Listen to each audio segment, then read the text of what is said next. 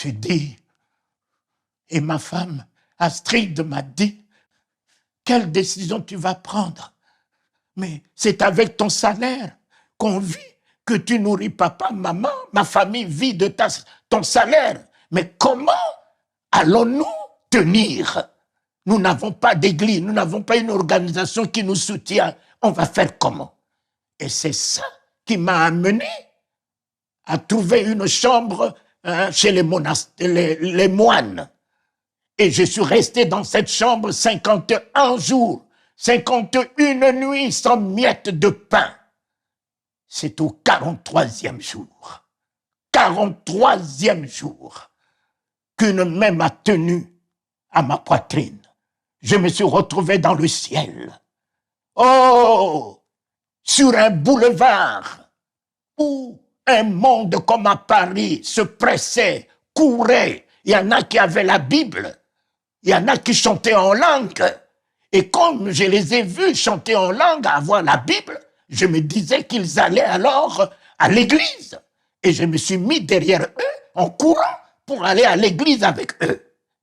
Et un ange était assis dans un kiosque du côté droit, mais un kiosque en or. Et c'est là que cet ange m'a appelé. Talingano, Talingano. J'ai dit, mais qui me connaît ici pour m'appeler Talingano? Et je rentre dans ce kiosque. Il a ouvert un grand livre. Dans ce grand livre, il a mis son doigt sur mon nom, écrit en lettres d'or. J'ai dit, mais qui a écrit mon nom ici? Il dit, mais tu vas le voir. J'ai dit, c'est qui? Il dit, mais tu vas le voir. J'ai dit, mais est-ce que je veux voir Jésus? Il dit, oui, tu vas le voir. J'ai dit, ben, laisse-moi d'abord aller à l'église. Mes chers amis, ne soyez pas des suivistes. Ne suivez pas la masse qui va, oui, j'ai 10 000 membres, j'ai 20 000 membres. Non, suivez la conviction que vous avez. Suivez la vision que le Christ vous a donnée. Ne courez pas derrière les manifestations, derrière les onctions, derrière les hommes avec le pouvoir des miracles qui racontent des aventures, qui vous racontent votre vie. Suivez la parole de Dieu. Suivez le Christ, votre sauveur, rédempteur. Suivez le Saint-Esprit. Ils allaient tous à l'enfer avec la Bible à la main.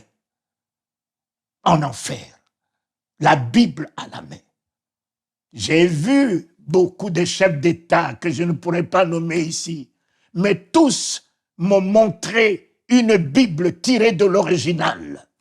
Cela n'empêchait pas ces grands hommes d'État de se baigner dans le sang des innocents, de consulter les voyants, de consulter les féticheurs, et pourtant ils avaient la Bible tirée même de l'original, de toutes les traditions. La Bible, le diable l'utilise. Les versets, les chapitres, le diable connaît mieux que vous les docteurs en théologie. Mais le diable tremble devant la parole. Le jour où vous aurez la parole de Dieu, c'est la stabilité. Le jour où vous aurez la parole de Dieu, c'est la foi. Le jour où vous aurez la parole de Dieu, vous ne vous permettrez plus de parler du mal de quelqu'un. La Bible est pour la tête. La Bible est pour la tête. Les versets, les chapitres, vous les localisez, vous les logez où? Dans la tête. Mais la parole de Dieu n'est pas pour la tête. La parole de Dieu est pour le cœur. Je me tiens à la porte de ton cœur. Je frappe. Si tu entends ma voix et que tu ouvres, je rentre. La parole de Dieu n'est pas pour la tête, c'est pour le cœur. Laissez la parole de Dieu rentrer dans votre cœur. Vous n'auriez plus de place pour la haine. Vous n'aurez plus de place pour la calomnie. Vous n'aurez plus de place pour les critiques. La parole de Dieu, c'est l'amour, c'est la grâce, c'est la miséricorde, c'est la compassion, c'est la bonté. Et Dieu m'a permis. Je suis revenu, voyant tous ces gens rentrer à l'enfer, je suis revenu et j'ai rencontré le Seigneur Jésus qui m'a pris dans ses bras comme l'époux prend son épouse. J'ai vu un tapis rouge dressé. Oh, nous sommes des rois. J'aime beaucoup chanter, il est le roi des rois. Ces rois ne sont pas Biden, Macron, ces rois, c'est vous. C'est vous qui êtes ces rois, parce qu'il vous a donné le royaume.